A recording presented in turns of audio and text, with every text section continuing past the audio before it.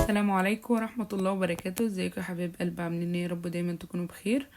النهارده نعمل تحلية سهلة وبسيطة وسريعة جدا. بس قبل ما نبدأ ونشوف المقادير اللي معانا نسمي الله ونصلي على الرسول.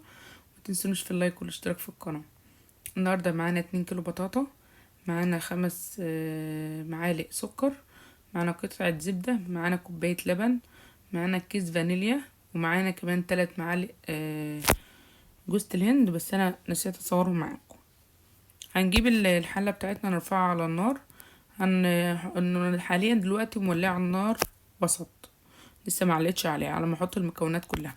حطيت كوباية اللبن و5 معالق سكر، ومش هنزل دلوقتي بجوز الهند ولا اي حاجة لغاية ما تاخد بس غلوة شوية على النار كده. هعلي النار بقى شوية لغاية ما تاخد 10 دقايق كده وتغلي، هبدأ اوطي النار عليها. وجبت كمان ربع معايا كوباية، لقيتها محتاجة ربع كوباية مية، ورفعتها على النار بقى وخلاص. هنا معانا في نص السوا نزلت ال3 معالق جوز الهند ومعلقه والباكو الفانيليا. بصراحة تحلية تحفة تستاهل بقكم، حاجة كده عسل زيكم، والله العظيم عسل زيكم. اعملوها بس بالطريقة دي وان شاء الله تعجبكم جدا. هنسيبهم بقى تغلي شوية لغاية ما تنشف معانا حاجة بسيطة، وننزل معانا بقطعة الزبدة. هنا نزلت بقطعة الزبدة، هنستنى 10 دقايق واطفي على النار. متنسونوش في اللايك بقى والاشتراك في القناة. ربنا يبارك لكم يا رب. مننساش برضه نصلي على الرسول واحنا بنشتغل كده، اللهم صل على سيدنا محمد. وهنا هرسناها كويس جدا. وهنجيب بقى صينية معانا، البايركس اي حاجة عندك موجودة، ما تدهناش اي مادة دهنية، هي فيها قطعة الزبدة مش محتاجة اي حاجة تانية. هنركن الصينية معانا ونيجي نعمل بقية الوصفة. على فكرة ممكن تتاكل كده تحفة برضو، يعني مش محتاجة حاجة تاني، بس ده اضافة هتوديها برضو في مكان تاني. بصراحة حاجة كده تستاهل بقكم والله.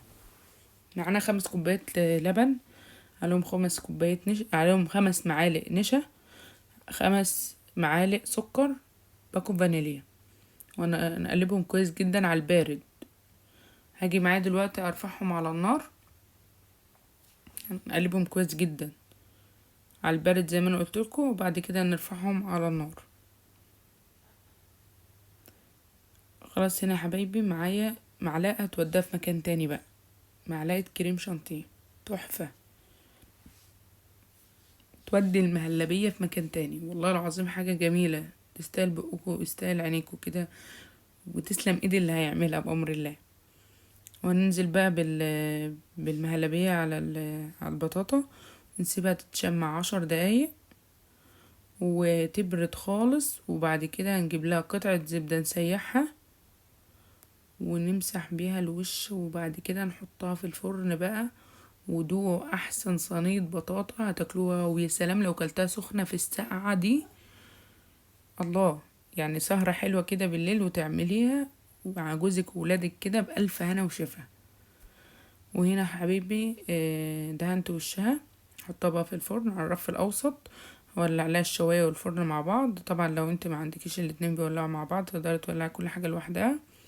وهنا خلصتها يا حبايبي، وكمان تشوفوا مطلعه الدخان بتاعها الجميل ازاي. بألف هنا وشفا، يا رب تعجبكم. اشوفكم على خير الفيديو الجاي. مع